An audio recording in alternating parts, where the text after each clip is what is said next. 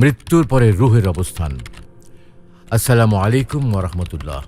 সুপ্রিয় দর্শক শ্রোতা মণ্ডলী, আমাদের মধ্যে অনেকের মনেই হয়তো এই প্রশ্নটি ইতিপূর্বে জেগেছে যে জীবিত অবস্থায় রুহ আমাদের শরীরে থাকলেও মৃত্যুর পরে এটা কোথায় থাকে।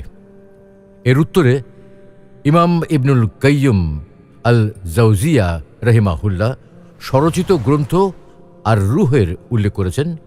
মৃত্যুর পরে রুহ কোথায় থাকে এ নিয়ে একাধিক বক্তব্য রয়েছে। প্রত্যেক বক্তব্যের সপক্ষে দলিলও আছে।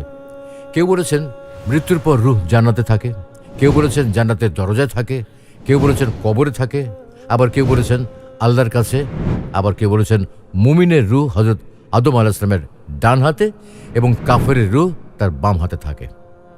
এইসব মতামতের মূল কথা হলো বারজাখ বা মৃত্যু পরবর্তী জীবনে রুহ স্তর অনুসারে বিভিন্ন স্থানে অবস্থান করে। পবিত্র মিরাজ রাতে রাসূলুল্লাহ সাল্লাল্লাহু আলাইহি ওয়াসাল্লাম দেখেছেন ঊর্ধ্ব জগতের সর্বোচ্চ স্থানে তথা ইল্লিয়িনে অবস্থান করে নবীদের রুহ, যা তাদের মর্যাদা অনুসারে বিভিন্ন স্তরে অবস্থান করে। আবার কিছু কিছু রুহ জান্নাতে সবুজ পাখি হয়ে যেখানে ইচ্ছে সেখানে উড়ে বেড়ায়, আর সেগুলো হলো শহীদের আত্মা।